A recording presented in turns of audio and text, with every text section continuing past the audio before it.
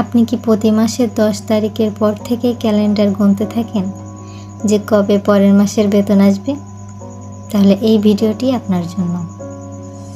আমরা ভাবি আয় বাড়লে বুঝি অভাব দূর হবে, কিন্তু আসল সমস্যা আয় নয়, আমাদের খরচের অভ্যাসে। আমরা এমন সব কিছু জিনিস কিনি যা আমাদের প্রয়োজন নেই, শুধু অন্যদের দেখানোর জন্য আমরা সেগুলো কিনে থাকি। কিন্তু মনে রাখবেন, আপনার দামি ফোন বা দামি জুতা আপনাকে বড়লোক দেখাবে ঠিকই, কিন্তু দিন শেষে আপনার ব্যাংক ব্যালেন্স শূন্য করে দেবে।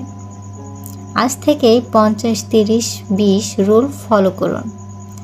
আয়ের 50% প্রয়োজনে, 30% শখে, আর 20% অবশ্যই জমানোর জন্য রাখুন।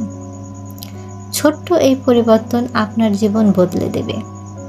আপনি কি এই মাসে কিছু জমাতে পেরেছেন? কমেন্টে জানান। আর ভিডিও আপনার সেই বন্ধুকে ট্যাগ করুন যার পকেটে কখনোই টাকা থাকে না।